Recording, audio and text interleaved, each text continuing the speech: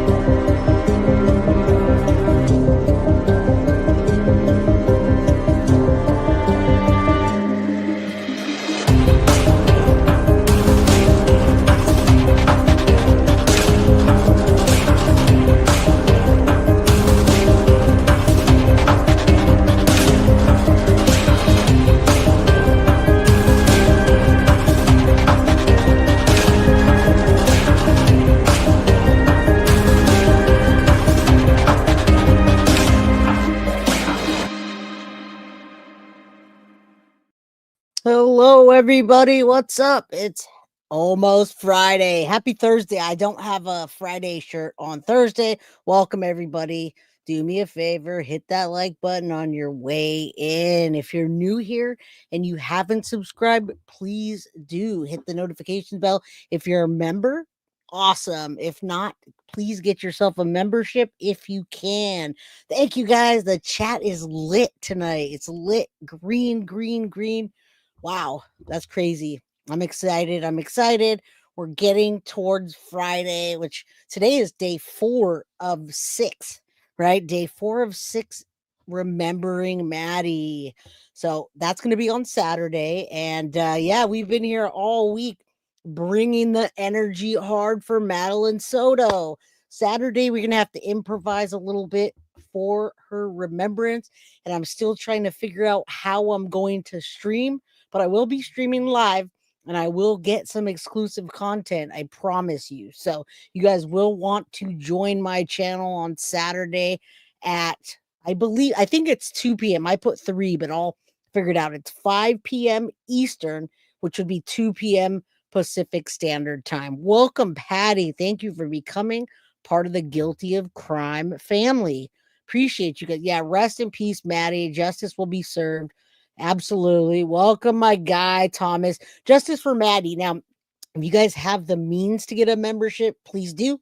If you have means to gift a membership, please do. Maybe we can get Thomas in green here. Let's let Thomas be in green. All right. So welcome, everybody. I've got a little bit of an update.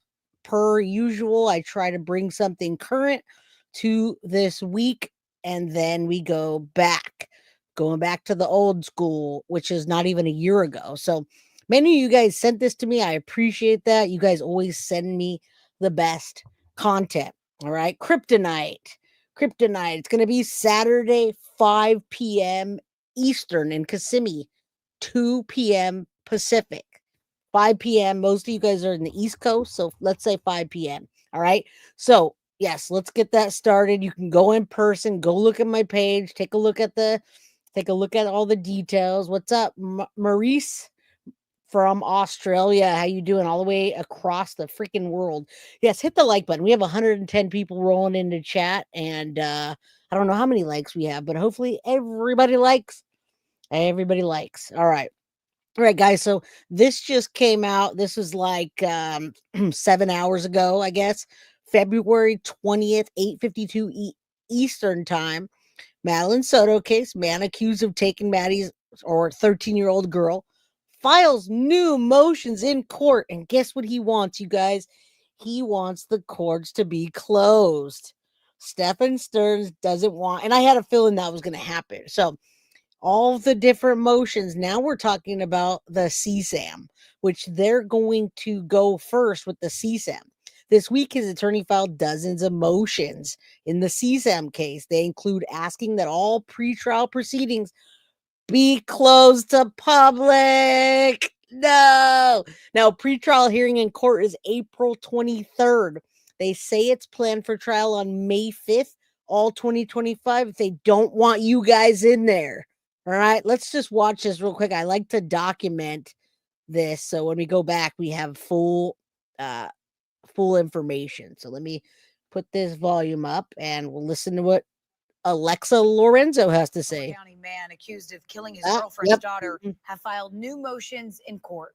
Stephan Sterns faces more than 60 child sex abuse charges. He's also accused of killing 13-year-old Madeline Soto. This week, his attorneys have filed a dozen motions in the sex abuse case. They include asking that all pretrial proceedings be closed to the public. You guys. Start the new year in the new City Kia. We want to thank you, our Central Florida family, for making City Kia the number one. Sorry, guys. It just popped up like crazy. They're like, Kia. What's up, my girl, Lisa? How you doing? Welcome. Sadie's mama, welcome. We're having a little bit of trouble with the hoodies. I just messaged Spring Tea.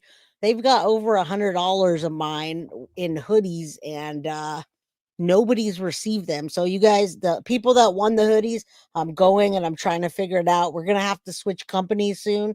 So no, it was not denied. Nothing's been done. Motions get filed, and then the motions filed, and guess what? We have to wait for the judge to either deny it or move forward. I have a feeling it is not going to be denied.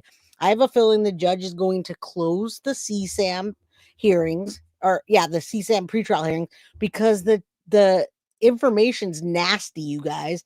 That information is going to be crazy. It's going to be a lot. There's a lot of graphic things in that. So I'm going to tell you right now, it's probably not going to be open to you guys. All right. So as much as I hate to say that, hopefully the taking of Maddie's life is. This one, I don't think. I had a feeling that was coming. All right, guys. So I wish they would mandate Stephan Sterns be at all of the court hearings, trial, pretrial, but I hope they make him come to trial unlike Adam Montgomery. All right. Yeah, Thomas Karras, you're right. I've been saying that from the get-go. There's too many victims in that case. Now, it's not just Maddie. There are other children. And I don't know how they're doing that, if they took certain ones out or what's going on. So there's just a lot of evidence there. All right. And welcome, Sharon Belko. How you doing? My Leo twin sent me some flowers. I got those beautiful flowers today. I love them. Thank you. Whites and purples. Love it. All right. Right, let's get going. This is breaking news. We're going rewind. We're going to go back. All right. This is where we found Maddie's body. And the perfect person that's here today is Thomas Karras. He helped to get to the body to find it. Thomas Karras called in, and there's a few stories to that, right? He called in, it didn't work out. He went over there. He's like, hey, I saw this creepy guy with these dead eyes staring. He's over there, and it looks like the description that you're talking about. They go over there and they find Maddie's body. All right. Now there's some other things in between, but here you go. Thomas Karras, kudos to you. I bow down for seeing something and doing something, not just saying something. So breaking news, we're going to take it right back, go over the body, when she was found, time of death, and then talk about the evil boyfriend thing. So there you go. Yes, Thomas Karras for freaking president. Absolutely. All right, let's take it back, you guys. Now we went to the present. Now we're going old school. We start with that breaking news here on the News Edge at 6. We've just been told by multiple sources that a body has been found in the woods near St. Cloud, but we have not received confirmation if it is the body of 13-year-old Maddie Soto. Good evening and welcome. I'm John Brown. And I'm Hannah McKenzie. Skyfox is flying over a wooded area along Old Hickory Tree Road. Sources say the body was found in a remote area near there. Now, we have live team coverage tonight, and we begin with Fox 35's Manny Martinez in the Alert Center. Manny, what are we hearing? Hannah, John, this information coming in just within the past couple of minutes. We have confirmed again, and multiple sources telling Fox 35 that at this point a body has been found that off of Old Hickory Tree Road. That is a different area from this video that you're looking at now. This is from a previous search area. A body has been found again, but we have no identification yet, no confirmation yet if that is the body of 13-year-old Madeline Soto, which we know that 4 agencies are right now looking for any clues. This search area that you are looking for is also around the area in Osceola County, but not the one where the body has been found. Again, the body found off Old Hickory Tree Road.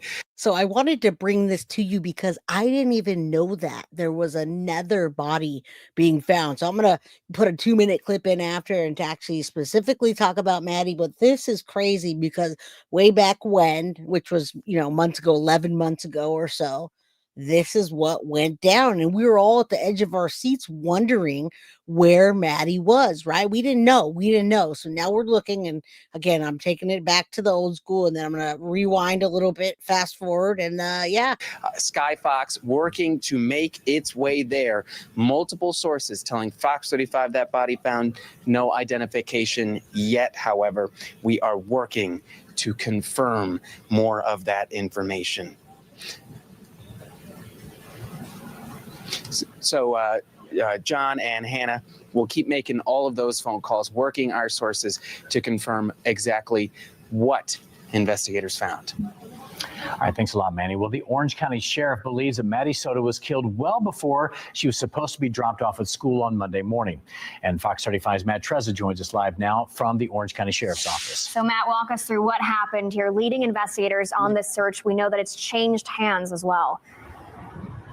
Yeah, that's right. So this search was initially put together by the Orange County Sheriff's Office, and they were the ones who are heading it up. They have now passed the investigation over to the Kissimmee Police Department. They're saying that during a news conference this afternoon, at the same time as they announced that they were, quote, confident that Maddie is dead. Last night, detectives from the Kissimmee Police Department met with Madeline's mother, and they had to tell her the very devastating. And we saw that. We saw the very devastating news. I think we saw some of that, right? And she wasn't really fazed. So, yeah, that's why I like documenting this process as it goes and seeing it progress. And you go back and watch an episode and it's captured in time, right? You don't have to dig through all of these. But, I mean, this was 11 months ago, guys. This is where we did a lot of speculating on who, what, when, where. And then we found out who, but we were lynch mobbing for Jennifer Soto, right? We still want to lynch mob, hashtag arrest Jennifer Soto. All right, now we're talking about the not so grieving mom that we thought would be grieving. Stating news that although we have not found Madeline, we are now confident that she is dead. Sheriff John Mina described the grisly timeline as best he could, saying deputies have proof of suspect Stephan Sterns trying to cover his tracks. We have video evidence that shows Stephan Sterns discarding items in a dumpster in that apartment complex in Kissimmee at 7:35 on Monday, February 26. Detectives later recovered Madeline's backpack and her school-issued laptop from that dumpster. At 8:19, we have evidence that shows Stephan Sterns returning to the complex, and Madeline was visible in that vehicle. Damn, we believe dude. she was already dead at that time. They say their top priority is still finding Maddie. Our cameras were rolling this morning as deputies transferred Stephan Sterns to the Osceola County Jail. Where was Maddie last seen? Why aren't you helping her mother and her family? This is a little girl. Help them find Maddie. Where is Maddie? See, I love seeing him get yelled at as he's transported and arrested. He is a monster. He is an absolute monster. And, there are real monsters, and that is him. And in my opinion, Jen Soto as well. So I can speculate all day, but hashtag I want to arrest Jen Soto. Yeah, that Fox report. Love the Fox reporter. What's up, LA film scene? And my man Wyatt became a new guilty of crime member. He's part of our family, you guys. Welcome. All right. Yeah, this is crazy. That was 5 miles away, Thomas said, where they were looking, and they found another body. What was up with that? We're going to see next. And the sheriff thinks that answer will be found in Kissimmee, which is why Orange County is now turning over their investigation to Kissimmee police. Right now, our top priority is recovering Madeline. We are still appealing to our community for its help in this case. Yeah, she didn't even call it the body, right? She called her Madeline. She tried to say Madeline. All right, here we go. And then we're going to get into what we're talking about today, the evil, the time of death, all that sort of stuff. All right, here we go. Continue to follow breaking news in Osceola County. The body of 13-year-old Maddie Soto has been found. The Orange County Sheriff's Office just confirmed that news. Skyfox is flying over a wooded area along Old Hickory Tree Road. We're told Maddie Soto's body was found near there in a remote area. Fox 35 Stephanie Buffamonte joins us live. And Stephanie, what can you tell us about this heartbreaking development? Yeah, truly heartbreaking. We are learning that Madeline Soto's body was found right near where I am standing on Hickory. Yeah, it wasn't another body. It was Maddie's, but we just wanted to check with that. And then now I found one where they actually named her. So it was just one. They were doing searches. They found one. They have to cross their T's, dot their I's, check what she was wearing last, etc. Right? They couldn't do a DNA test, but she was starting to decompose a little bit, but not enough to not to be able to identify her. So here we go. Tree Road, and they found her body around 4:30 this afternoon, according to the sheriff's office, in a very wooded area. And a source tells Fox 35 that it takes a couple of miles to get to where her body was found by foot. I want to just show you what it looks like over here right now. You can see we're blocked off at this intersection. A sheriff's office deputy blocking off the area where they say that they found Madeline Soto's body. And now this is Skyfox video of teams out here searching this area. And this, of course, comes after the Orange County Sheriff, John Mina, said that he was confident that Maddie was dead and that they were working to find her body. That was the latest we had heard from earlier this afternoon. And now we are getting this heartbreaking update that her body was found. And that's where we later also see the Locks of Love, Maddie's memorial.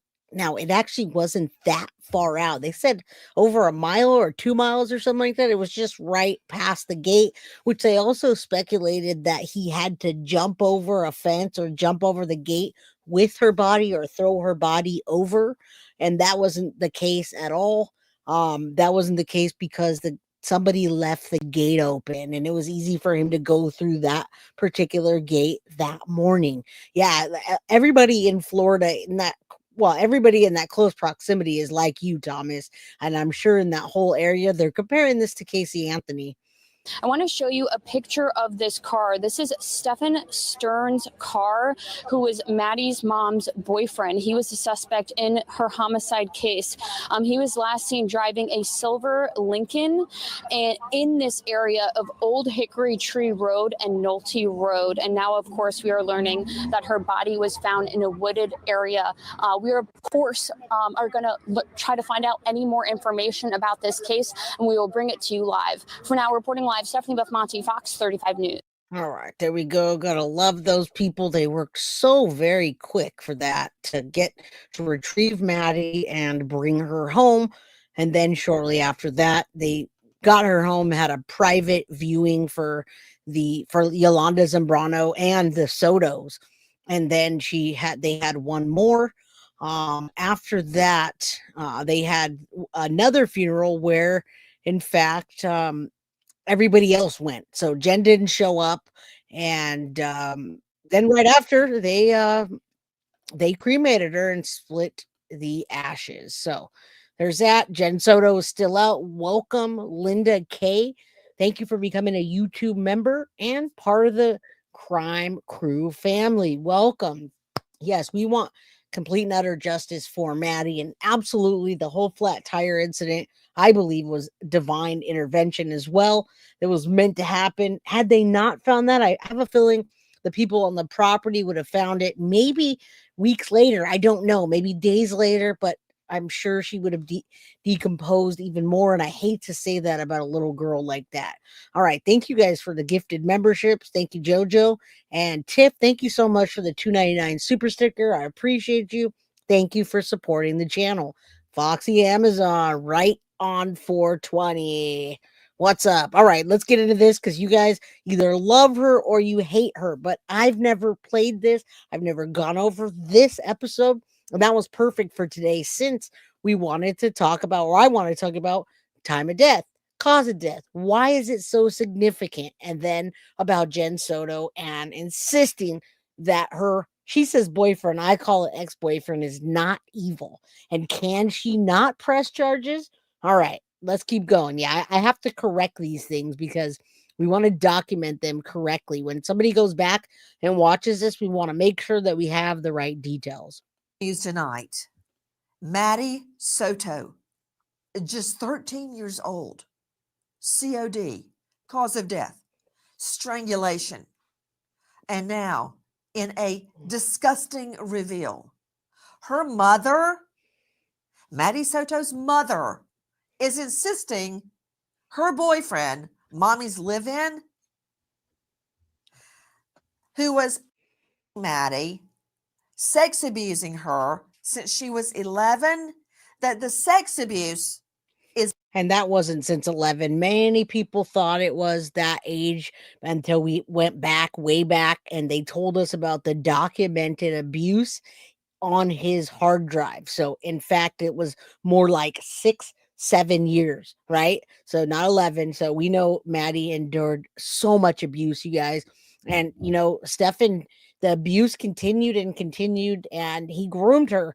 And at one point, I believe she even thought that she was in a relationship with them. I mean, you don't send somebody coins that says we're going to take care of our baby and whatever if you're not planning something like that for the future. Maybe Stephan brought that up. Maybe he said, when you're 18, we'll have a baby and Tell a little girl what she wants, a girl that doesn't know what real love is. And yeah, she'll buy it. Hi, Jay. Thank you for your coverage. Thank you, Brittany. Welcome. All right, let's go. Is not evil. Repeat. Maddie Soto's mother, arrest Jen Soto. I found this in a supplemental police report, states that her live-in, mommy's live-in, Stephan Sterns, sex abusing Maddie since age 11. More like 7. Evil. She's so mad, like all of us. Good evening. I'm Nancy Grace. This is Crime Stories. Oh, wow. Thank you for being with us. Thank you. Thank you so much for the super sticker. All right, let's get past this. Here we go. Now, trigger warning, you guys. We know Nancy's off the chain right now. She uses these abuse words. She doesn't say the things we do. We try to call it, not alive anymore, whatever. So she's just gonna go hard, and I don't blame her. We do that because we want to be monetized. We haven't been getting monetized when we tell the whole truth. So, Tiff, thank you so much for the $19.99 super sticker. You help this channel to continue to grow. So thank you so much. All right. Trigger warning always brings the potato. And if you look at this potato and you look at her, this potato is much cuter. So, all right, let's keep going, guys. Welcome. Thanks again, Tiff, for the $19.99 super sticker. I got a new job recently. I haven't been well rested. I needed some sleep. So I asked, hey, can you guys go to the guest bedroom upstairs? I knew he was going to get her ready. And sorry. Okay. So, you needed some good 11 o'clock. Yeah. I sent them upstairs and I went to bed. Stephan Sterns slept with Madeline Soto and her mother on a regular basis without her mother present, including the night before she was murdered. Jennifer Soto tells Maddie she has a really bad headache and tells Maddie to take Stephan Sterns. And Maddie looks really out of it right there. Again, we wish we'd say like Maddie was red rum, but we can't take that back, right? Look at her. Look at Maddie. Look at her mom. Maddie was growing to be a beautiful young lady, taller, thinner, and just probably a much better person. We didn't know her, but we can only imagine. And when you look at that little girl, she doesn't look like she's happy. She looks like she's out of it in that picture. Yeah, Jen Soto is vile. Letting just that statement that we heard about, I needed to get my sleep. So, that's going to always follow her, you guys. She's not going to get away from that. Yeah, Jay Darius says arrest Jen Soto. Soto the potato. Jen Soto or the Soto family, if you're watching, give Jen Soto the potato a note. Tell her we said hashtag arrest Jen Soto. And go sleep in an upstairs bedroom. Is anybody else's head exploding? I mean, hers is definitely exploded already. Jackie's gone. She sends her daughter to go sleep with her lover the night before she's dead. I want to look at the timeline here. Joining me, an all-star panel makes sense of what we are learning right now, but the inconsistencies of mommies are adding up. In the last hours, we learned the official COD, cause of death. Joining me an all-star panel, but oh yeah, we corrected that, Pamela. We corrected that. We're going back and documenting and correcting any way that we can. All right. So yeah, Maddie was SA since age 7 or 8, not 11. Yeah, this is we're taking this back to the old school. Okay, so we're rewinding, we're correcting, we're documenting properly. That's why we're in the week, day 4 of 6, remembering Maddie. All right. That's why we're doing this. Ashley, Maddie was the one who was sleep deprived. Absolutely. Absolutely, she was. And you don't get rest like that when someone's heavily rugging you and then assaulting you while you're passed out. So we know that she was passed out and assaulted and over medicated. So yeah, she definitely didn't get the sleep that she needed. Poor girl. First to investigative reporter, WFTV 9, my longtime colleague and friend. That's what we want to know. We want to know that. If you look at the timeline, can we just talk about that one moment? Because I have a theory that Maddie was murdered by Stephan Sterns the night before, because we've got him. And I want to hear her theory because, again, what we talked about yesterday, let me go back to this. I think that it was more towards 2 to 4 in the morning, and that whatever he did, he panicked. Jen was in there. They moved stuff around the room. They were figuring out what to do, maybe cleaning up a little. And then he realized, I can't go too early because I don't want it to look crazy. So if I say I'm going to McDonald's, that's a good alibi. But look at what he did. They see him at 7:30 near the dumpster. They see him at 7:36 leaving. Then he goes back at 8:19. The body's still, and Maddie's still in the passenger seat. At 9:42, he goes, this is 2 hours later, he goes and moves her body to the trunk. Why did he not keep driving at 9:46? Wouldn't you just keep driving at 9:46 and go get rid of the body that you have in your car? If you get pulled over, you're done. But no, he didn't have his phone. So we had to go back and ask Jen Soto, what the heck? Where am I going? What am I supposed to do with her? I can't do this. I haven't done this before. So he goes back to the apartment. Then 4:30, he's, I got a flat tire. So Maddie's mom, Jen, goes and waits for her, pretends like she's waiting, and they stick to their script. All right. 8 p.m. reported missing. I think it was a little bit before that. And then March 1st, her body was found. It was really quick. So let's listen to what Nancy has to say about what time. And friend, Shannon Butler. Shannon, if you look at the timeline, can we just talk about that one moment? Because I have a theory that Maddie was murdered by Stephan Sterns the night before, because we've got him the next morning, 7:30 a.m. He's already throwing out Maddie's backpack. Yeah, it's right on the school property. laptop. That's early in the morning. Why would he do that? It's just like Scott Peterson trying to sell Lacey's car and get the porn channel. He knew she wasn't coming back, right? So why is he getting rid of her possessions at 7:30 a.m.? That means she's already dead at 7:30 a.m. I mean, I can't even stand to look at this guy's face. And again, he's presumed innocent until proven guilty. Yeah. Why'd he come back? Can we just talk about the timeline one moment? So while mommy trundles her little girl, now 13, off to bed with her live-in, who tells people he gets erections in bed with Maddie. He does tell people that. And again, that's part of the grooming process, folks. When you do read up on grooming, part of the grooming process is to throw the bait out there and see what you can catch. I'm sure he did that with Jen quite a bit. I'm sure that's why she said, I didn't let him sleep with her at first. I said, no. And then finally, which means that her saying no, somebody had to ask for that to happen for her to say no too. So if he was telling other potential women that he was going to date, it's because they had children and he wanted to see how far they would let him go. Now, this is common, you guys. This is common. I've been following cases every single day this last week just to kind of get an idea of how many people are going through this kind of abuse. And it's every day, all the time. And all the time, every day, mothers are involved in this. This is not a surprise that Jen Soto is involved. As a matter of fact, the last 8 out of 10 cases that I've looked at, the mother is involved somehow in letting the dad do it or getting something out of it, some kind of monetary gain, some kind of any financial an exchange from a guy. As a matter of fact, the rose petal trial is happening right now. And if you're watching that rose petal trial with Zachary, he took the stand to talk about taking her life. The mom was in on it. They have evidence that the mom was letting one of her boyfriends assault her daughter in a SA manner. And so Zachary went over and took her life. There's this whole trafficking thing going on.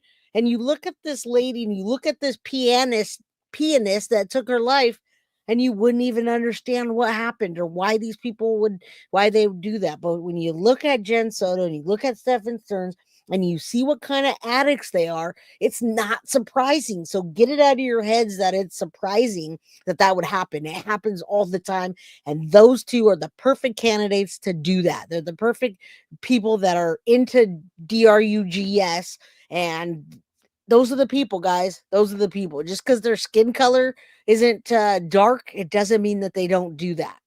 Same with the rose petal. So let's keep going. She's killed in the night, and mommy, just slept all the way through it? I mean, analyze the timeline for me, Shannon Butler. I think that's the working theory, even for law enforcement. We know for a fact at 7:30 that she was in fact dead. That is what the Orange County Sheriff's Office believed, the original investigators on this case. But those hours in the night, that's where all the question is. They believe she was killed, but they don't know exactly what time. And it seems the medical examiner can't figure that out either. But they do know that in those hours before 7:30 and after they went to bed, something happened there. The question is, how did nobody in that house, if you read the documents, you can tell there were several people inside that home. Very few heard anything or saw anything. The mother never woke up. She didn't see her daughter before she went to school. And because of that, that is why it's so hard to pinpoint an exact time. But I think working theater. Put her up. I think Shannon Butler, you just stated she didn't see her daughter before she went to school. All right. And we know that. We saw that yesterday. That was a huge lie. It was a statement that she wrote down, probably not thinking that Stephan was going to have those pictures on his phone anymore, because she was there when he deleted them. She said that she was there when he updated his phone. Now, Pamela, you can't understand why he dumped the book bag at the apartment, because he didn't want to. Well, there's a dumpster there. He did it because there's a dumpster there, and he didn't even think about, in my opinion, he was panicking. They were panicking. They needed to get her out of the house before the roommates got up to fit the alibi of him taking her to school. All right. And the reason he put the body where he did is because he got a flat tire, straight up. But in my opinion, he didn't know St. Cloud. Jen says in her statement that Stephan wouldn't have known anything about St. Cloud. He didn't know the area. There you go. It's right by Jen's old apartment on the way, and right by the trail that she used to hike where the gators are. So if that didn't just give you your answer, Pamela, I don't know. Keep watching.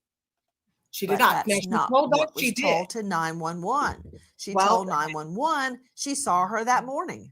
Yes, and she told the original responding deputy that she did see her in the morning, get ready for school. But what she told us was that she didn't see her that morning. She saw her the night before. There are statements all along here that are inconsistent. And I know what you think, and I know what other people think. How do you not know? I too know what my daughter wore to school this morning. There are a lot of questions about how she didn't know. Investigators have told me that she does take a lot of medication, and there are things that sometimes even she admits she's spacey up. And I think that's now why they kind Did of you just say she takes a lot of medication? You think I care? Maddie is dead. She's been since at least she was 11, at the least. 7. And the live-in videoed it down the hall from mommy.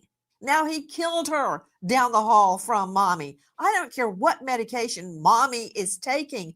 Don't care. And at some point, and let's clear that up real quick. Marlene, he actually didn't lie. Stephan actually didn't lie for once. Stephan actually told the officers exactly what Maddie was wearing. It was Jen that lied to the officers about what Maddie was wearing, and she lied about it twice, Marlene. When they found Maddie's body, there was a leak picture of Maddie in a fetal kind of position with blue jeans and a green hoodie and socks. No Crocs, because one was in the room, one was in the trash. So Stephan actually told the truth. My opinion, Jen Soto told them a lie twice because she didn't want them to spot the body. If they were looking for blue jeans and a green hoodie, they're going to be able to go up in the helicopters, look everywhere, right? In my opinion, Stephan told the truth because that's what she's found in, and Jen lied. Inconsistencies coming out of mommy's mouth are overwhelming. Listen.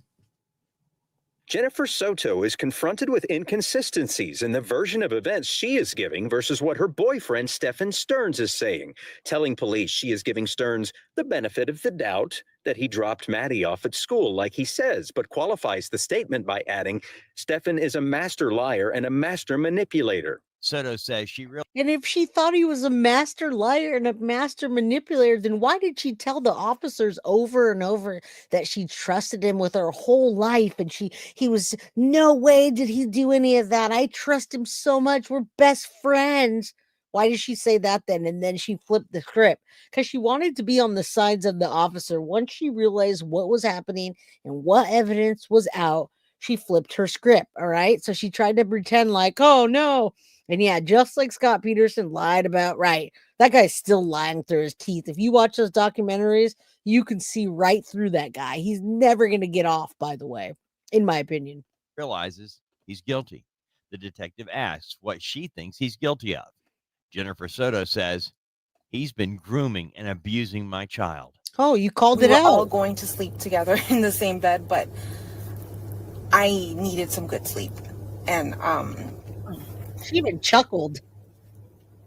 I got a new job recently. I haven't been well rested. I needed some sleep. So I asked, hey, can you guys go to the guest bedroom upstairs?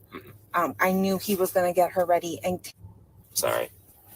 Okay, so you needed some good 11 o'clock. Yeah. She's I took them psychic. upstairs and I went to bed.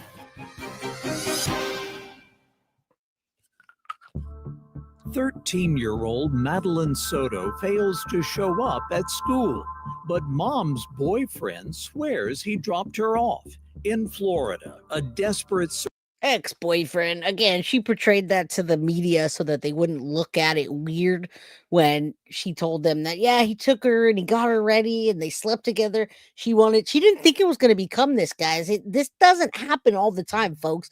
Many children go missing and this does not happen. I mean, Naziah Harris is getting to national level, but it's not like this case.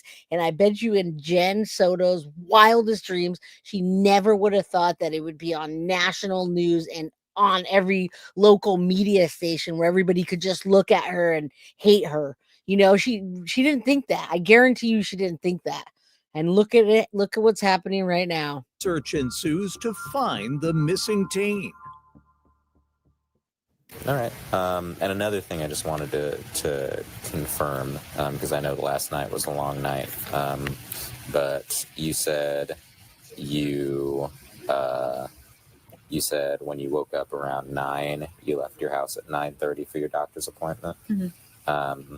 And Stephan hadn't come home yet. And then he called you at 10.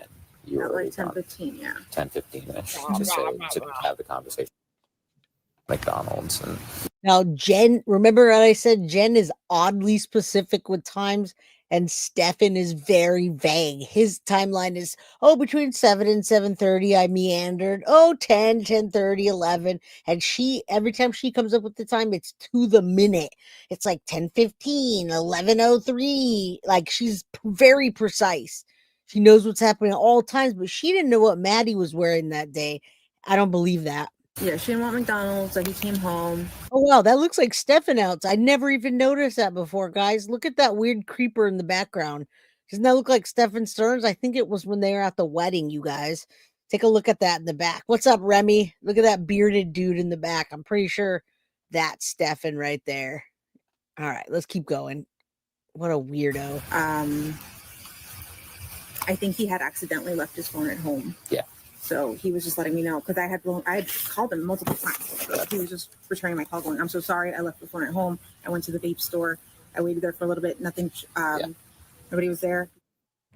Did you hear what the mom just said? And yes, I know Stephan Sterns is the one charged with murder. Yeah.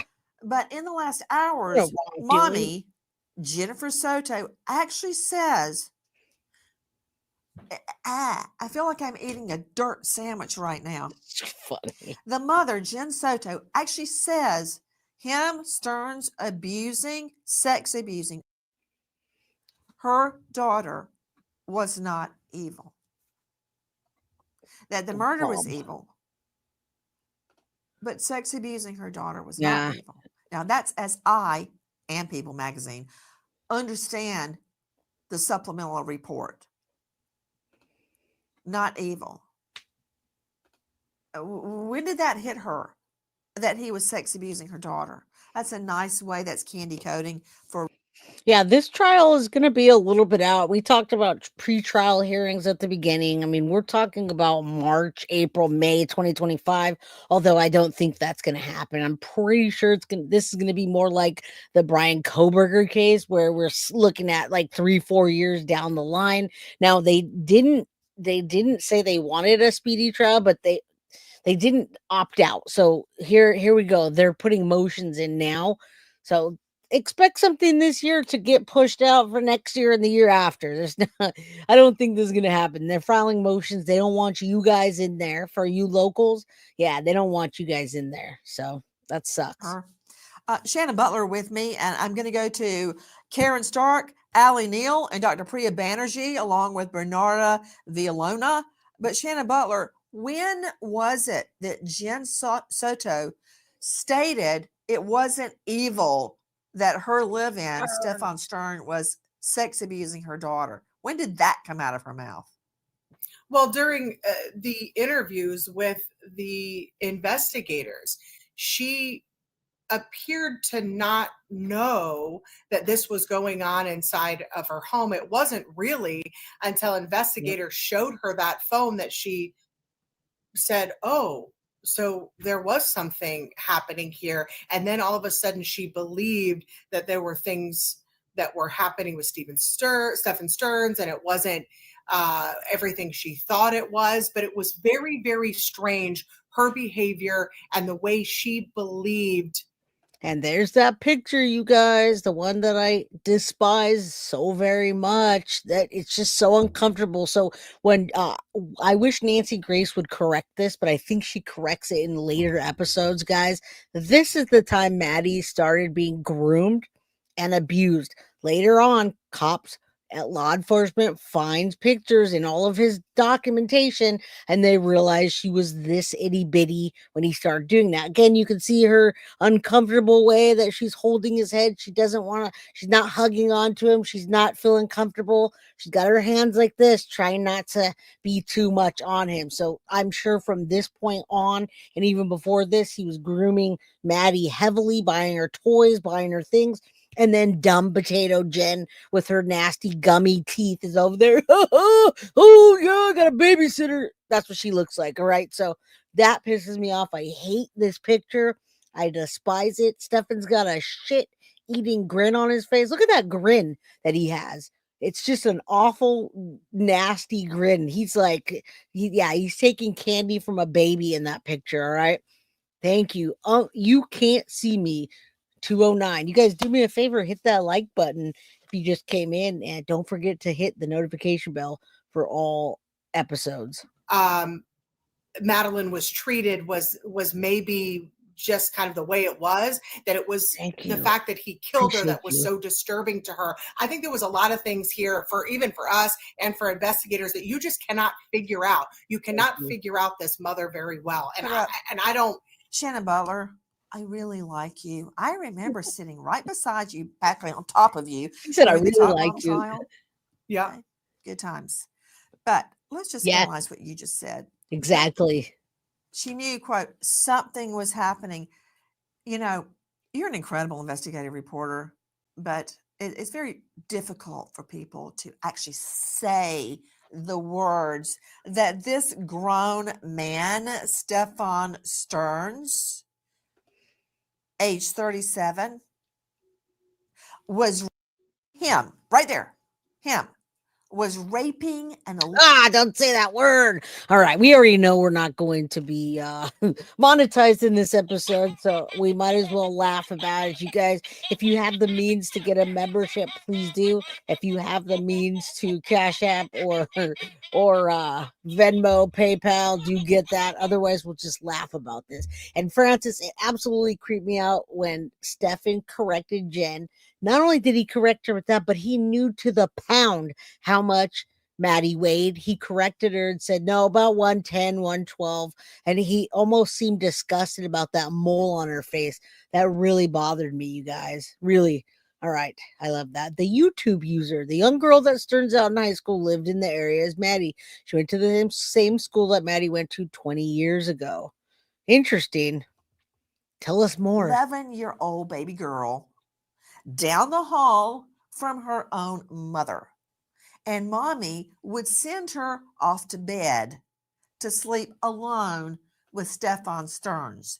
And you said something was happening. What that something is, Shannon? Well, child. Yeah. That's the something that was happening. And Yes. now True. The girl is dead. Yes. What she said was that she was uncomfortable with the situation with her Stephan Sterns sleeping with her daughter. She said she was uncomfortable, but did it anyway. Even said at one point that she was selfish about it because she wanted a good night's sleep. And that's why she sent her up there the night before or the night when she died. But that this was uncomfortable for her, but she did it anyway. These are the things that I think that you and the public really have a hard time wrapping your head around, as you should. You know what, Shannon? It took me, believe it or not, about 7 years into my 10-year stint prosecuting violent crimes, and this was after 3 years as a Fed. I was looking over a defendant charged with murder in court. The victim's family was behind me crying. And I looked at him and I thought, why? And then it hit me after 7 years like a cement block.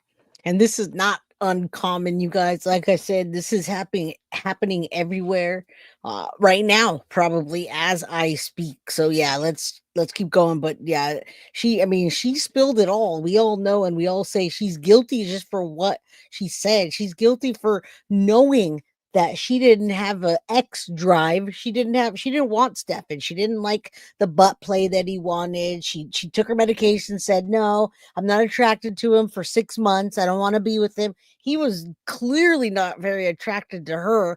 And yet she still sent Maddie to bed in his room 4, him in her middle of the room where he assaulted her many times. I don't know how or what the circumstances were, because that room is not closed.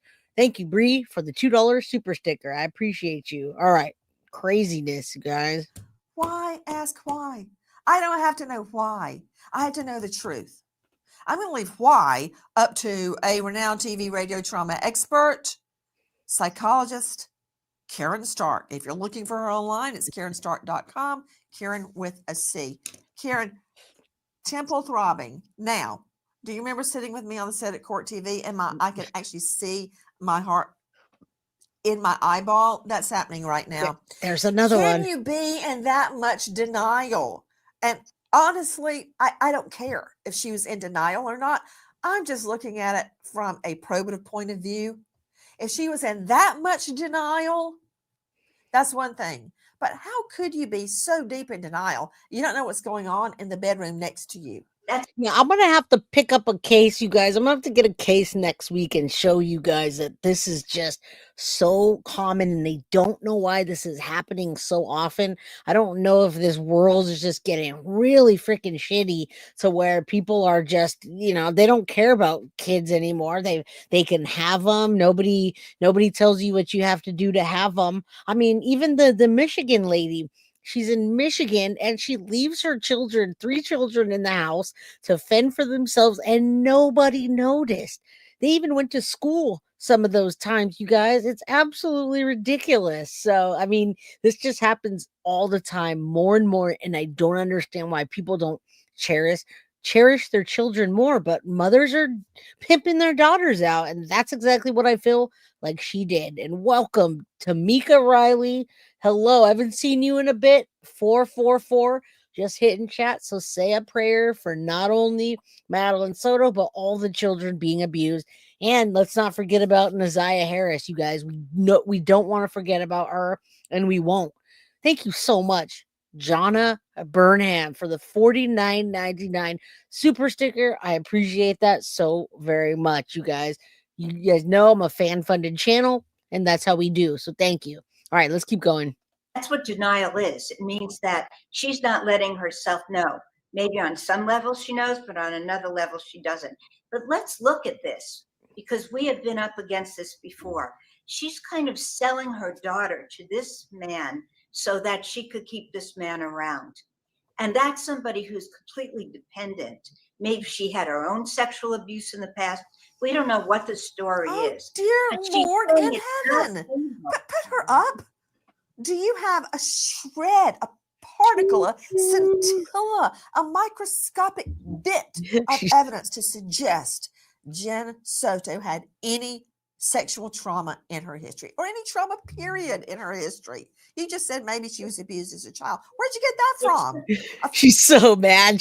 I love Nancy. She's almost more dramatic than me. I love her. But yeah, I think I heard a little bit about that, although I don't quite know. I think it was because of her journals that we assume that. Again, 444, say a prayer for Maddie and all the children we're going to talk about in the up and coming episodes, you guys, because there's so many of them being abused like that. No more Potato Soto. Thank you, Synth, for the $2 super chat. And now we're Synth FAFO, no filter, scary, sassy, sarcastic Synth. How about I just call you SSSS? All right, I don't want to call you SS because that's Stephan Sterns, but yeah, not as dramatic as Vinny, though. Yeah, right. Fairy tale? It's trying to understand, like we said, like why would a mother just allow stick with the this facts, ma'am. Stick with the facts that we know. Welcome, Carrie. Carrie's from Florida. Carrie, are you going to the Remembrance for Madeline Soto? I don't know how far you are, but this week we're celebrating in honor of Madeline Soto. We wish we didn't have to celebrate in that way or honor her in that way. We wish she was alive, but we're remembering Madeline Soto. She's been gone with us for almost a year, and she would be 14 this weekend, Carrie. So today is day 4 of 6 of Madeline Soto. Then next week, we're going to do some other episodes, you guys. So stay tuned. Stay tuned. Oh, I know you're looking for explanations, which is what you're supposed to do. And I need to hear that. And I need to hear her defense. Bernarda Villalona is with us, former prosecutor, now renowned defense attorney. Okay. I want to hear the defense. She's not charged. She's not a suspect. She's not a POI, person of interest. I'm just looking at all the known inconsistencies in her statement with the knowledge of the timeline that Shannon Butler and I have worked out, along with LE law enforcement, that this little girl was likely and murdered the night before the defendant props up her dead body and buckles it in and drives around with her in the car. Yeah, that happened. So give me the defense, Bernarda, as only you can do. I want to hear Jen Soto's side. So I also got to say that dog leash, I really think when Stephan Sterns ran back upstairs, that was part of his reason why he needed his clicker to come back in, and he got a leash. He told Jen he was going to go walk the dog, do a potty walk. I think he brought that leash in the car and used that to hold up Maddie. In the evidence photos in the front seat, there is a dog leash up front.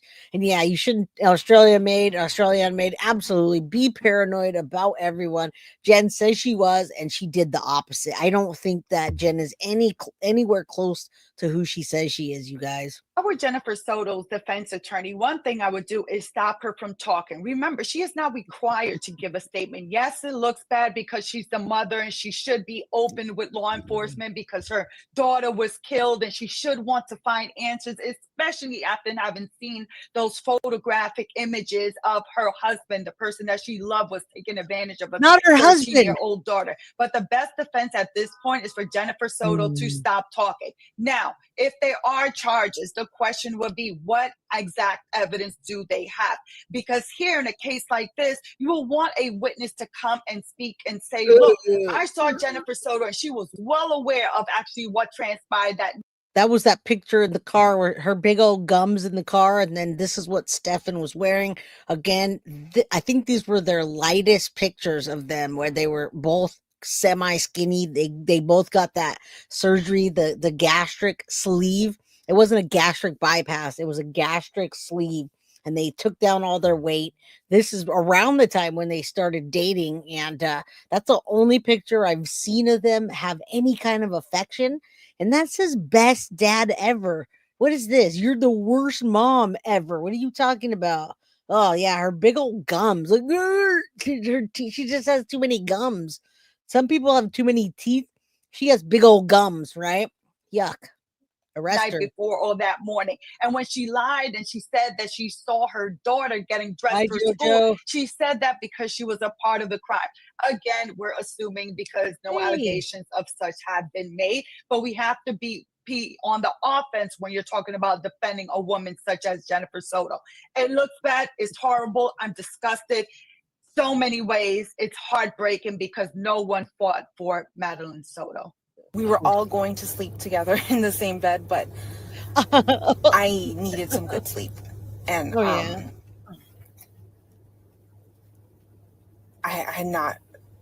got a new job recently. I haven't been well rested. I sent them upstairs and I went to bed. You know, another rumor I hear there, now that I'm watching this, I do hear rumors that in that small area that Jen Soto's mom, Yolanda, has some influence. And you got to remember, they found Maddie down closer to the St. Cloud area. Like when they were looking for her, they were all the way over by her school, which wasn't by Jen's house. Jen's house is like 25 minutes out.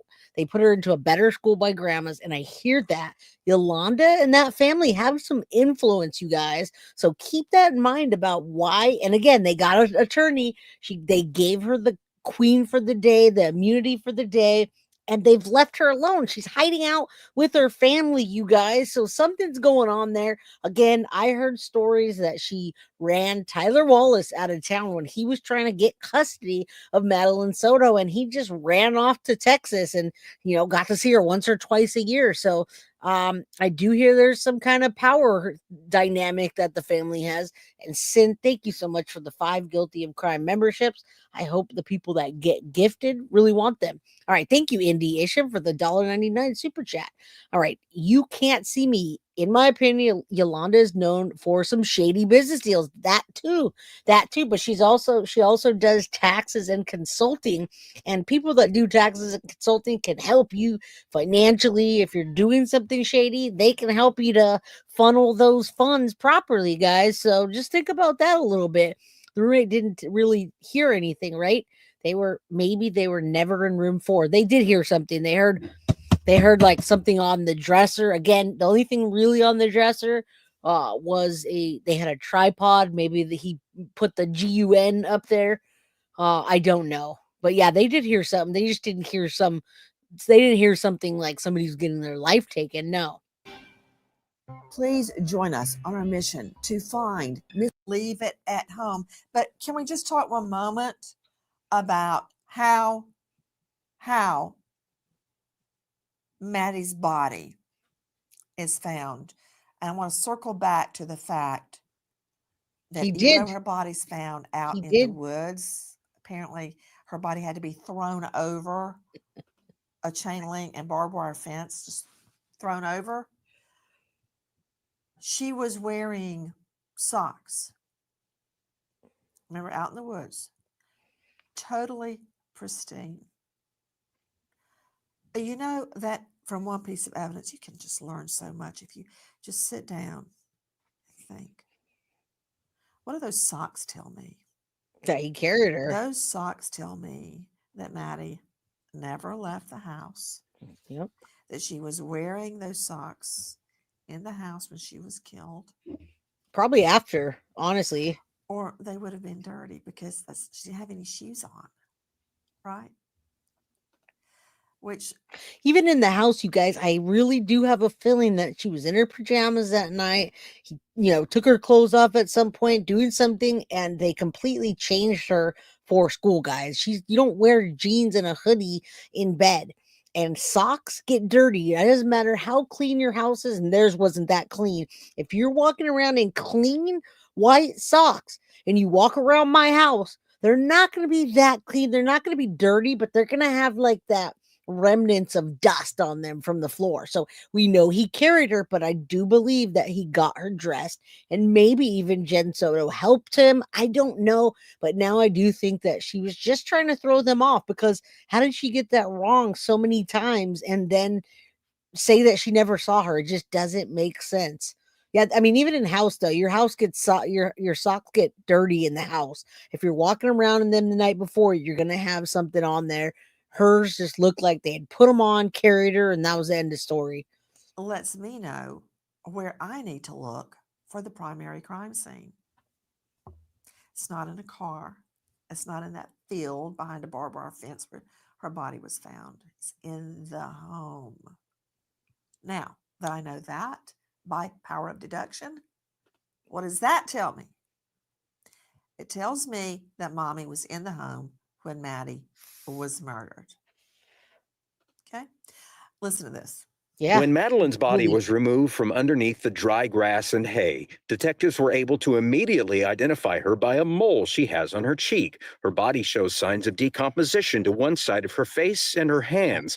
Madeline is wearing a green hoodie with the hoodie covering the top of her head, blue jeans, and white socks. The police report notes that Madeline's socks were clean, indicating she did not walk anywhere or the socks would have dirt on the bottom. Someone carried Madeline to the place she was found. Joining me is Allie Neal, the co-founder and executive director of Revved Up Kids.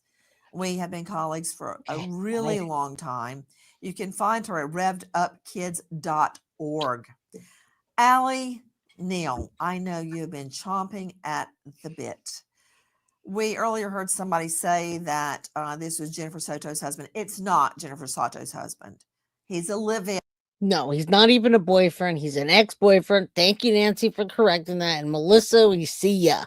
We definitely see you. Yeah, chat is flying. There's 470 people in here. So every time I go to click on something, I get to somebody else's. Yeah, and here's my little Yorkie. This is not Wes. This is Pieces. My daughter's name is Reese, and this is Peace. Reese's Pieces. And I've got Bowie, and I've got Wes.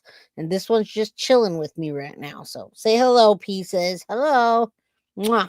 All right, let's keep going. Yeah. Okay. They've broken up, gotten back together. He lives in his mom's basement. I don't know that he has a job, not judging. But, ladies, if you're going to take a guy in, number one, make sure he won't harm your children or be a bad influence on them. And number two, try to find somebody with a job. Right. They don't have to help you because, ladies, you're doing that all on your own. Get it, girl.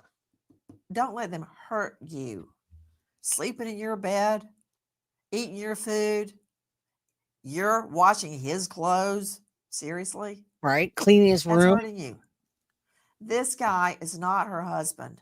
She knew what she was Allie doing, Neal, though. help me out. How many flashing red bells of alarm are there in this case? Oh, at least 35,000. That would be the pornographic images they found on his phone, right? So we've got just red flag after red flag after red flag, probably from the beginning of the relationship. So Maddie was 6 or 7. They were dating for 7 years. He was. Yes, thank you for saying that, lady, because a lot of people don't say that. Yeah, Jennifer, I'm judging. Jennifer Soto made bad choices. Yes, 7 years, you guys, right around that time. A manipulator and a master liar. And I believe probably a narcissist who, for their Yeah. entire relationship, This was just making codependent. Jen think that she was reading into situations that, you know, just kind of What happened? gaslighting her about his relationship with Maddie. And that's what sexual Gross. predators do. They are able to manipulate everybody around them into believing that they're amazing and wonderful. And you see it over and over and over again with all of these stories.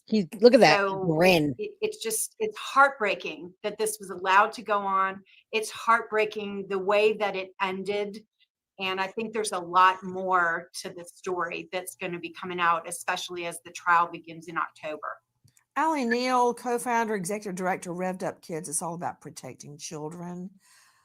In your experience, have you seen a pattern, and I don't have a statistic, this is all anecdotal, of men? Now, 35,000 pictures were on his hard drive in his dad's garage or in the, I don't know, I think it was at the storage locker, but he did have some there. And I'm pretty sure with the parents getting him out of trouble the way they did, and them knowing that he was a creeper, his mom got him out of trouble several times. They knew that Jen, they called her a DRUG addict, you guys. They called her a freaking drug addict that said she's an addict, she's bisexual. They knew something was not right. They knew that Maddie should not be sleeping in the bed with them, let alone Stephan, you guys. All right. So they knew and they let it fly. And then the moment that it came out about Stephan, all of a sudden they start calling him a liar, just like Jen, and a manipulator. Well, what about when you had the opportunity to stop what was happening? Nobody said anything then. Nobody. That seek out single moms in order to get to their children. Absolutely. And we actually train moms, and we specifically tell the single moms that we say, you are an especially high target for a sexual predator who knows that your life is busy, who knows that you have a lot on your plate, who is going to sweep in like your knight in shining armor and help you with the kids.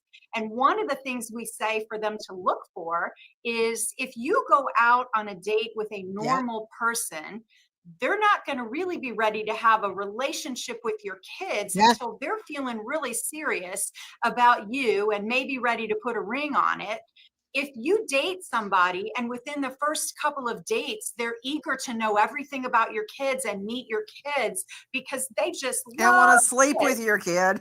I mean, at this point, you guys, that we all wouldn't do any of that stuff, and they absolutely need their own space. But here's the thing. At some point, Maddie was groomed so much, and that was the only love and attention, in my opinion, that she was getting from adults as a parental figure, right? Stephan was calling her all day long, every day, all the time. Not just calling her, but he had her on like a FaceTime kind of thing, a Zoom type of link. So he was controlling her from wherever he was, but that was the only kind of love and affection that she could get. So that's it's not even about Jen Soto is not even going to take advice because she was going to do what she was going to do with Stephan and get what she needed to get out of it. Period. She knew how to act right. She told the officers that her mom told her never do that with the man, never trust. She knew what she was doing.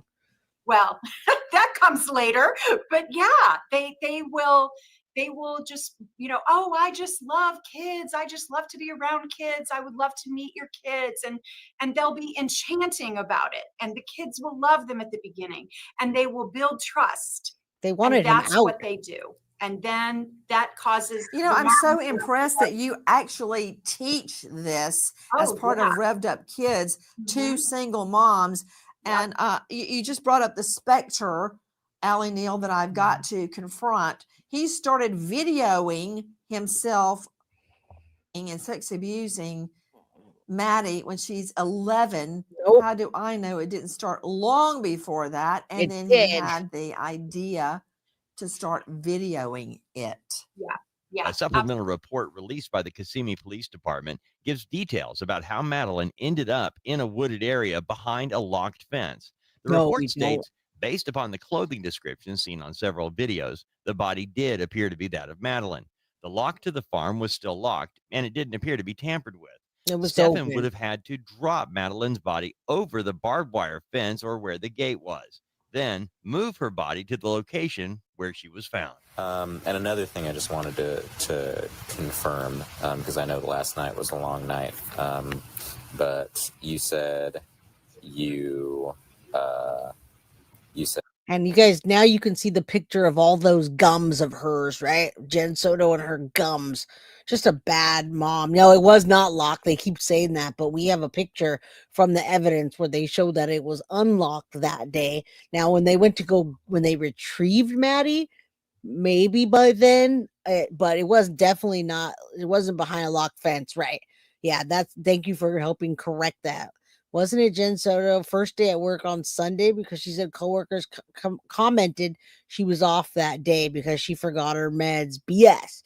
Yeah, that was a interesting story. Look how skinny she was, right? That's what I'm saying in the very beginning. And yeah, we know Stephan did not want to, he wasn't trying to hook up with her. He was interested in her daughter. And she said, hey, you want to hook up? You're here. I'm here. Why not? And so they did. Yeah, he wasn't interested in her. He wanted Maddie. Said when you woke up around 9, you left your house at 9:30 for your doctor's appointment. Mm-hmm. And Stephan hadn't come home yet. Mm-mm. And then he called you at 10. You were Like 10:15, yeah. 10:15-ish Mhm. to have the conversation. McDonald's and Yeah, she didn't want McDonald's, so he came home. I think he had accidentally left his phone at home. Yeah. So he was just letting me know because I had called him multiple times. So he was just returning my call saying, I'm so sorry, I left the phone at home. I went to the vape store. I waited there for a little bit. Nothing. Nobody was there. Yeah, what else did you say, Jen? I needed some sleep. So I asked, hey, can you guys go to the guest bedroom upstairs? I knew he was going to get her ready. And sorry. Okay, so I sent them upstairs and I went to bed. During autopsy of Madeline What do you Soto, mean? medical examiner Dr. Stephan Giles expressed concern over Madeline's hyoid bone in her neck. Giles stated the right portion of the bone was not intact, which could possibly be related to her being strangled. The autopsy determined that Madeline Soto died by strangulation. Investigators find shocking searches on the computer used by Stephan Sterns. One of the Google searches is for Sevoflurane, a volatile anesthetic that provides hypnosis, amnesia, analgesia, akinesia, and autonomic blockade during surgical and procedural interventions.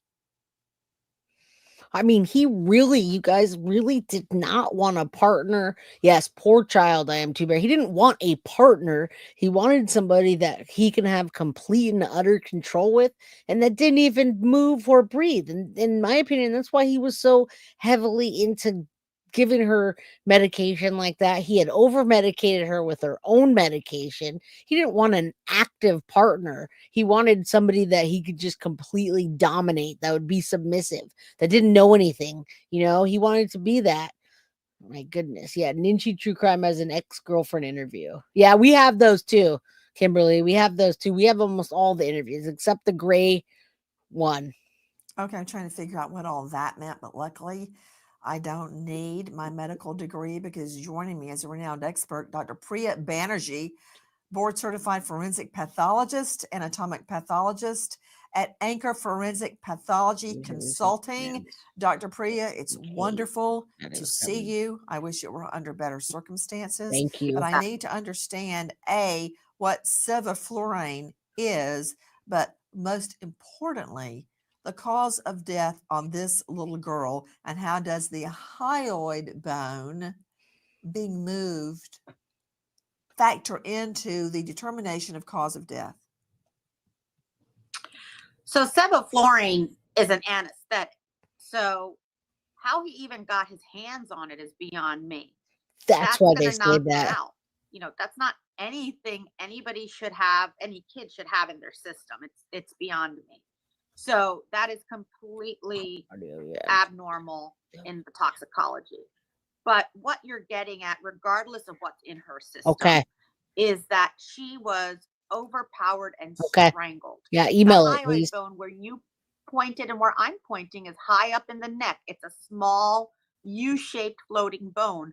I often try to make. All right, guys, this is very helpful to hear this from her. We've looked up the hyoid bone before, and I've showed you on like a diagram, right? We are learning here, learning with Jay, right? So listen up to this. This is how it happened. And I mean, it was what happened, and it was probably during strangulation. I think something else may have happened that came along with it, and they had to do that. Like, I don't know that they just went straight to do that. I think something happened, something triggered it. The motive wasn't just let's get rid of her, right? I think something got out of control that night. Sometimes that happens and it's like a planned, or you knew it's going to happen. I don't think so. I don't think many people are still speculating. Oh, she was pregnant. They had to get rid of her. Jen called Stephan to come down because she was pregnant, and they went and did this plot on Sunday night. No, if it were planned, you guys, I don't think that her body would have been in the middle of where he didn't know to go. I think it was all the premeditation is probably there because of certain circumstances that are in play with this, and maybe text messages that they see, Googles that they see, but I don't think that, he also said he didn't start it, and I'm wondering what. Is he victim blaming, or is he referring to Jen? Make it analogous to the wishbone in a bird, in the turkey that we've played with. It's that delicate. It should be fine until someone puts their hands or a ligature, good point, around the neck, applying pressure on both sides, and then it snaps. It's a very, very fragile. Yeah, she could have woke up. Very fragile. You could even call it that. Is it more akin to cartilage or more akin to bone? Well, that's a great question. In younger people like Madeline, it's actually part bone, part cartilage. It's not even fully come together.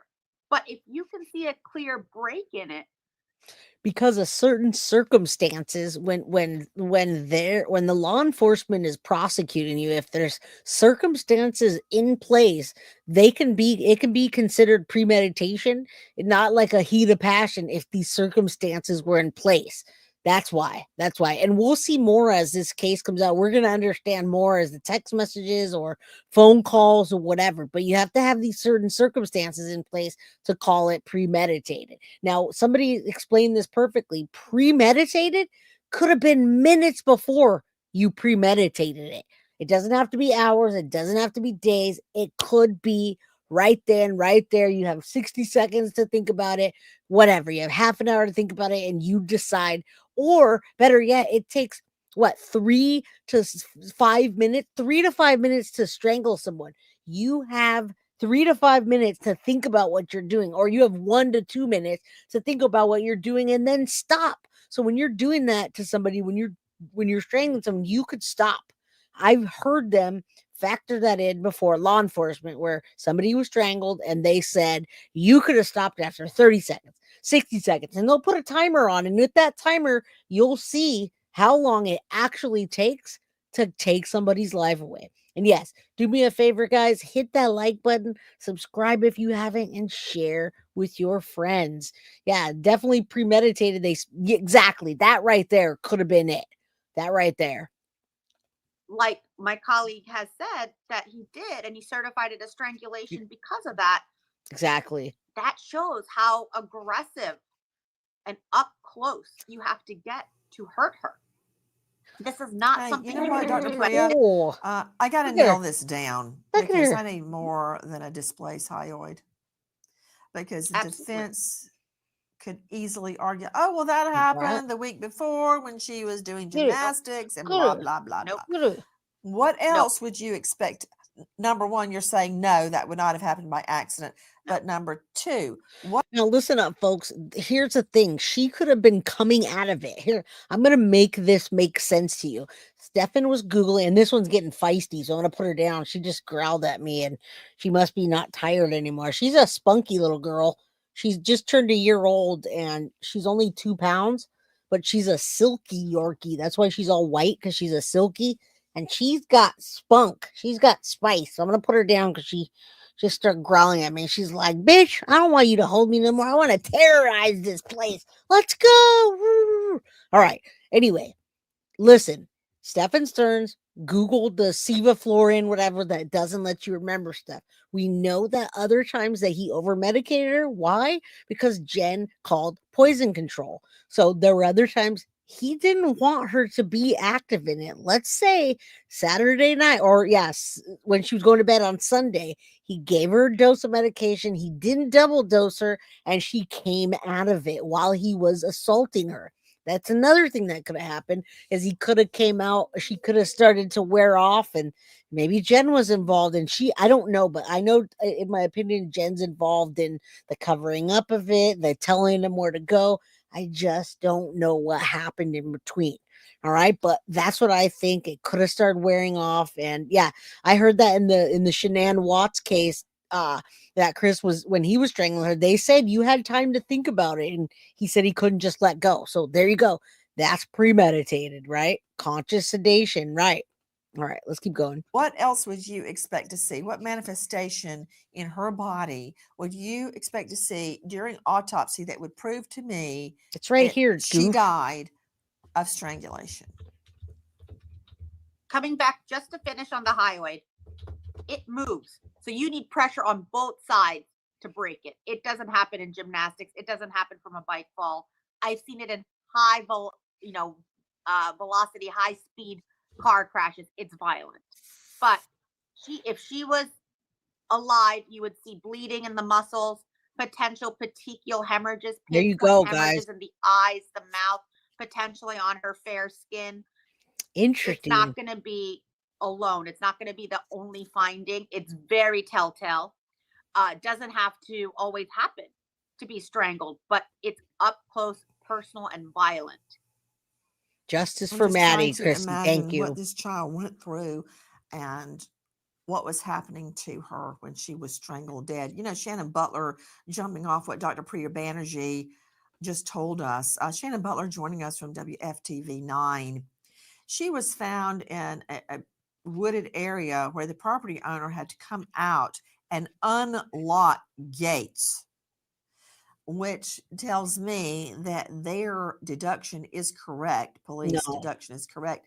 That Maddie basically had to be. Remember, they didn't find her for days later, folks, so they didn't even see her when the workers went out there to go close the gate, because that's how they found it. It was days later, and they walked right by her. I mean, he threw some stuff on top of her. She was wearing green. They showed the picture from above. When the officer leaked it out, you can see the green was really dark, but the blue jeans is what really stood out for me. You can see a big piece of blue jeans, and when I see that, I think Jen Soto, that's why she didn't want to say what she was wearing last. She wanted to throw it off. And she did it twice. And she lied about it, that she had seen her that morning. Unless she really did see her that morning, you guys, because Stephan came through her room and she dropped that crock.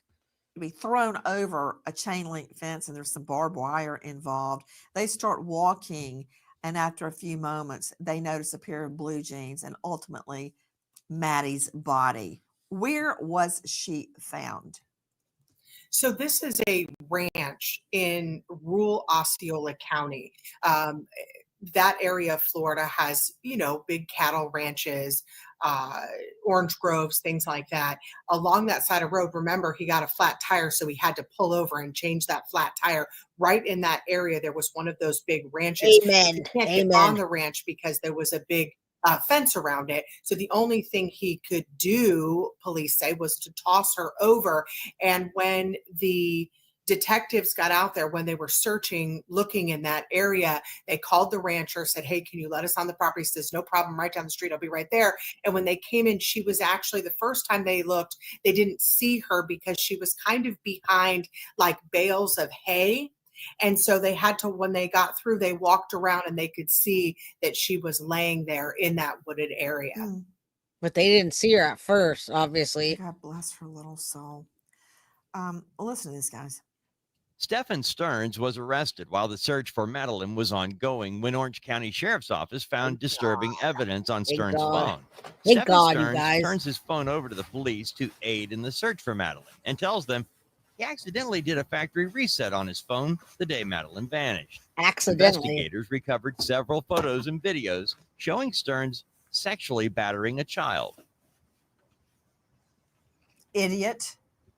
He thought he could erase nearly 2,000 porn images, many of them we believe to be Maddie. Okay, so he's arrested, but I gotta show you this video we found of him in the back seat of the patrol cruiser where he's whining. This is great. We haven't really ever gone over this part. I've always glossed over it because when everybody, welcome Melissa, you're back. Sharon's back. I hope everybody, we have 492 people in chat. If you could do your girl Jay a favor and hit the like button so we can get up in the 500, you guys, I would appreciate it. It's free to do.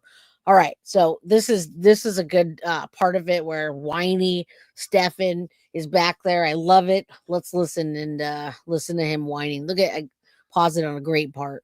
Maddie has been strangled dead and dumped in a rural area. This is after he's been raping her since at least age 11. Nancy, here's another thing too, you guys. You can literally delete your stuff right now and it won't upload to the cloud. So let's say Stephan did document what happened to Maddie that night and he took those pictures and he sent them off to whatever. It's pretty easy for me to take some pictures right now and then hit delete and then erase them before they get uploaded to the cloud. So I'm going to bet you that Jen and him went through the phones and deleted particular things that did not get caught, because when you do delete your phone like that, certain things will come up and certain things won't. So just think of that. I'm sure there are missing text messages from them and pictures from maybe even that night. I'm sure. Thank you very much, Allie Neal, for making me now consider she was before she was 11. But listen to this guy whine. He needs a little cheese to go with that whine. Listen. She keeps saying it though. There was like a degree or two lower than it should have been. Wow. Couldn't regulate. Sleeping on bare metal. The first night I was on the concrete floor with a roll of toilet paper for a pillow and nothing else. Oh, poor Stephan. For a blanket or a pad to sleep on for like 2 days. He's whining about the concrete. I love the guy driving the cruiser. Did you see him? He's going, as he listens to accused child rapist killer Stephan Sterns whine, it was like a degree or two lower than it should have been. And the deputy goes, wow, I bet he just wants to, Stephan Sterns. And then he goes on, you know, I slept on bare metal the first night and I used a roll of toilet paper for a pillow, begging for a blanket. I wouldn't give him anything. I bet Maddie Soto wishes she could have a blanket right now. Look at this guy. I mean, Bernarda Villalona, I know that you're going to object and say this is irrelevant. You can't bring that footage in of him whining in the back seat of the cruiser. Has nothing to do, but I guarantee you I will find a legal and ethical way to bring it in, such as maybe to show his demeanor and his calm at the time that Maddie is being autopsied. Because I can't stand to even think of that, you guys. I'm a visual person, and when I think of this little girl, and again, this little girl, my little girl just walked up behind my shoulder. She's 10 years old, and I just can't. All right, Rosie, you're right. They probably had text messages between them, and Jen she did not think that they were going to get Stephan's phone. That's why she said, you're an idiot. You're making yourself look guilty. Give him your phone. You can use mine. Go use mine outside. He was crying to Jen Soto. He let the cop use it. He let the cop have it. He did consent at the moment. He didn't say, hey, give my phone back. Do you have a warrant? He didn't say that. So yeah, she was, in my opinion, assured. She was there when he reset twice, and she thought everything was deleted. Us normal people, whatever that is, would be upset and crying and saying, you got to find out who killed Maddie. You got to find out who did this to her. But he's like, it was like a degree lower than it really should have been in the jail last night. Right? Stop me. Stop me if I can't get that in, Bernarda. Oh, he knows he's busted already. Yes, Nancy, of course. And the information and the evidence is going to be let in because any statement that the defendant makes can be used against him in court. So the prosecution is going to be able to get that in. But of course, the defense is going to object to it and say that it's too prejudicial. It has no relevance to the charges. It doesn't go to prove any of the elements of the crime. And of course, you have to know that because the state is pursuing the death penalty, that they are going to be objecting to every little thing in this case in order to preserve any appeal that can take place if there is a conviction in this case. And another thing I just wanted to confirm, because I know last night was a long night, but you said you said when you woke up around 9, you left your house at 9:30 for your doctor's appointment. And Stephan hadn't come home yet. And then he called you at 10. You were like 10:15, yeah. 10:15-ish to have the conversation. 10:15. Very She went precise. to McDonald's, so he came home. I think he had accidentally left his phone at home. Yeah. Accidentally. So he was just letting me know because I had called him multiple times. So he was just returning my call going, "I'm so sorry, I left the phone at home. I went to the vape store. I waited there for a little bit. Nothing. Nobody was there."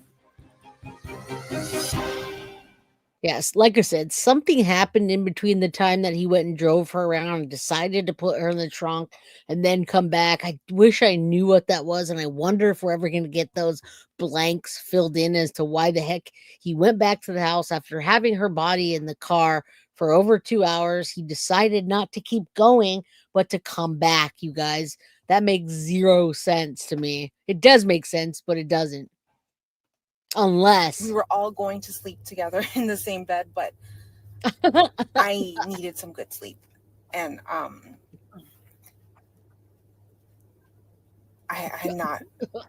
got a new job recently. I haven't been well rested. I needed some sleep. So I asked, "Hey, can you guys go to the guest bedroom upstairs?" I work 10 hours a week. I knew he was going to get her ready. And Sorry. Okay. So you needed some good 11 o'clock. Needed some good sleep. I sent them upstairs and I went to bed. Welcome back. Straight out to Dr. Priya Banerjee. I need your expertise again, Dr. Banerjee. They did not teach me this in law school. Tell me about the substance that the live-in Stephan Sterns was Googling. What is it and how could that have been used on Maddie? And would it have shown up in an autopsy? And if they didn't get it in a regular tox panel, could we exhume her and look for it? Or possibly they still have some of her tissue. That's the problem, Angela, USA. Everybody, almost everybody on Guilty of Crime, the Guilty of Crime, crime crew, crime family, all of us see right through it. And it really cuts to our core that we see what she's saying. We've watched all her interviews 10 times with each other, and we see right through what she knows. She chuckles when she talks about it, and how she switches from ugly crying, no tears, to, oh yeah, by the way, I don't care, pills or no pills, that potato is used to her pills. And when you take a prescription like that for years and years and years, you're acclimated to it. You're not going to tell me you're freaking zonked out or your medication did that to you. No, you're already used to it. That's a BS story, and it's not going to fly. All right, Desiree, what's up? How you doing? Welcome, everybody. All of the people that are just meandering around and not chatting. Hello. All right. Tissue they could use to search for it in that tissue. That lady looks funny. This is all great. So Sevoflurane is anesthetic. Okay. This is what they can use during surgery. You don't just get it willy-nilly. I think they need to go back to the scene and see, was it used? Did he snuff her out? It's inhaled. You know, it doesn't just get in your body by injection. Bree's back. So where What's up, does he Bree? get it? And is there a rag, or how did he get her to breathe it in? Did he knock her out before strangling her? And that's what I'm really concerned about, because they put Juan's face, they covered it up. Now, pretty cute. I gotta say this. I've said it before. The whole going to bed like they're kids or a couple, I believe it was more like children. We see how Jen Soto talks to Stephan Sterns, and the way she communicates with Stephan Sterns, she yells at him. She belittles him. She knows he doesn't have a job. She's like Sarah Boone. She's got this man that is good for nothing, piece of crap that she can control. She needs to have that companionship. She wants somebody to be there like they're babysitting, but she's the puppet master, in my opinion. And I imagine her like Sarah Boone, talking to Stephan Sterns, talking down on him, because every time she said something to Stephan in any of those situations that we saw her next to him, she treated him like a child and she shut him up, and you could see her getting mad. That shows you the dynamic of how her and Stephan communicated, guys. All right, Foxy's in the chat making everybody crack up. Chowda. We've got a comedian mod in the house. What's up, Rosie? Haven't seen you in a while. Michelle, hello. Yeah, we see the dynamics. We see right through it. When Right. I don't have any info that he has scratches, his face looks clean. She should have fought back if he's being strangled, and we just don't see that. Now, the decomposition I'm of her just body wondering makes it if very that would have shown up in a regular toxicology panel. And if not, I'm sure they still have some of her tissue or blood. Oh, yeah. Some sort of bodily fluid left from the autopsy. They that better could test for this to find out if he used that on her. Quick question to you, Shannon Butler, joining us, WFTV 9. A lot of unusual phone calls are being made by Stephan Sterns behind bars to 5 different people. One was a hang up, I believe. One was to his father, I believe to other family members. There's a mystery call that he keeps calling this number a lot from behind bars. And also, it's my understanding that the state has just issued a subpoena for updated phone and computer data relating to Jen Soto, mommy. Is it possible she is that 5th person that he is calling from behind bars? No, I don't think It so. is possible. Actually, I asked that question early this morning of investigators. Who is this call? They said, we have been subpoenaing those phone records every single month. Yeah, she was and the puppet so master. they did not answer what that number was, where those phone calls were coming from, but stay tuned. Expect that information is coming shortly. Yeah, Stephan Sterns is kind of like a little wimpy guy on the outside. He's like Chris Watts. Chris Watts, when you see the dynamics of him and Shanann, the person that he took her life, you can see the way she treats him in videos. He's got this little tiny voice about him, and he's very passive, but he does what he wants anyway. And that's Stephan Sterns. He's passive on the outside, but then he's going to do what he wants anyway later on. He tells Jen, yes, here, honey, have your pills, go lay down, and then he does what he wants. So puppet master in effect, I believe, yes. She held all of the keys. Welcome, April, J or Moz. Is it okay if I clip part of this for my channel? Absolutely. Can you drop a link in your channel? I don't know if your channel is at April Overshares, but if you could, absolutely. I'd love to see your content. Thank you. Again, mommy is not a suspect. Mommy is not a POI, person of interest. She is absolutely not suspected of being the one that murdered her daughter. Hi, Carolina. We wait as justice unfolds. Bye, guys. Whoever has to go. American hero, Officer Felicia Carson, just 33, killed during a suspect pursuit. All right, you guys. I love that Nancy does this every show. This was 11 months ago. We'll see her quickly. Definitely an American hero. Anybody that works in this type of job, and then I guess she maybe in the pursuit of a suspect. So there you go. Prayer for Officer Felicia Carson. All right. Again, we went back in time in this case, and tomorrow I want to tell you guys there's 490 people in chat. So listen up, guys. Listen up. Tomorrow is going to be a call-in show. So if you're listening to me right now, the topic is Madeline Soto and the case, and whatever you pick up from when we listen to the topic, as long as we stay on topic, all right, we stay on topic about the dynamics of the case. If you were abused, you want to talk about it, you know someone that was abused, you want to talk about it, we want to relate that and remember Madeline Soto. And thank you, Rosie. Thank you so much for the $2 super chat, super chat.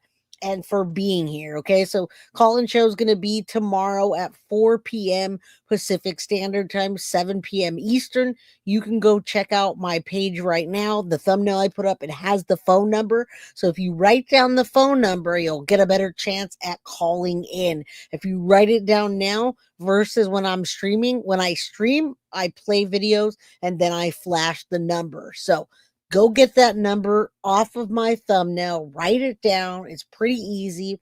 Anybody can call in. We're not doing a members only. You don't have to be a member. You just have to be subscribed to the channel. I don't want weirdos to come in. So make sure that you are subscribed to my channel. You got to be a subscriber at least to call in. And my number is 408-538-1516. So if you guys can, like I said, write it down. What's up, Brooke G-Man? Welcome. You guys, if you guys just got here, go back, rewatch this, like it, and yeah, subscribe and share with your friends. Anybody can call in if you can get into the phone line. So if somebody else calls before you, I am going to probably do a time limit. We'll start with 5 minutes and see where that goes. And then we'll say, okay, next caller, because I want to give you guys time to weigh in. I want you guys to be able to weigh in on the show and on what we're talking about. Remembering Maddie, what you know about the case, what you want to talk about, what you think, all of the questions that you've seen, any questions that you have about this case, tomorrow's the time to do it. Okay. And then remember, we are fan funded. So if you have the means to gift memberships, get a membership, super chat, super sticker, PayPal, Cash App, Venmo, I appreciate it. That's what keeps the channel running. And yes, vote to keep Guilty of Crime on Turtle Island. Go over to Turtle Island and vote, call in, vote for Guilty of Crime. Go do that. It's actually pretty fun. I've been watching Turtle Island for the last 2 weeks now, and it's pretty amazing. So comment above is important. But Virginia, you should put your comment again because chat is flying, girlfriend. I did not see your comment. I saw your comment now, but you want to paste that in again, girlfriend? Virginia. Yeah, I missed it. Ashley, I hope you're here tomorrow. I want to hear some of y'all's voices. If you can put that again. Thank you again, Sharon. I appreciate you. Love you. Turtle Island is Dolly. It's Dolly Vision, PJ Vision, and Turtle Island. So you know who Dolly is, right? Dolly and PJ. It's Dolly Vision. It's at Turtle Island. It's just go over to Dolly's channel at Dolly Vision and go check out Turtle Island with Dolly Vision. It's pretty easy to find if you do a search on it. I wish someone would put that comment again, but yeah, you're gonna give Turtle Island another go. Yeah, try it, give it a try. If you text me while we're watching Turtle Island, sometimes it's more fun to sit there with each other. We'll sit there. Most of us, the mods, will go back and forth and kind of chat about what's going on. So share. If you want to watch Turtle Island with Jay from Guilty of Crime, you can text me and say, hey, what's this going on? What's going on? Marcy, thank you so much for the $3.99 super sticker. And Virginia, you keep just saying above. So I don't know what. Every time I catch Virginia, she says, Virginia, hello, above. And I look above and I'm like, am I just going to go all the way up the page? Oh, there it is. Okay, Virginia says the DRUG he was looking for. He was going to use to get him. Oh, you think that? And I don't think that. But thank you for saying that. I appreciate your comments. I'm still not convinced. No charges have come about, so I'm going to say that. I'm going to say that's a no on my part because the family said as well. So no, I'm going to say no to the abortion part until we find out. Okay, you want me to repost the number? 409. What is it? 1516 something. All right. Can you repost that number, Bree? I don't even remember it off the top of my head. I'm going to post it one more time for you guys. You guys meandering in chat. Everybody's just chilling. I didn't like men asking me about kids when they're on a date. I'm not married. Yeah, exactly. I'll post that number in a second. There it is. Well, I'll leave it up until we're done, which we should be soon. 408-538-1516. Now, if you call in, I'm not going to answer it until tomorrow. So you're just going to be calling a dead line. I don't check voicemails or anything like that. So yes, tomorrow we're going to start 4 p.m. Pacific Standard Time, and we'll probably run until about 6 o'clock. We'll probably do like a good 2-hour show.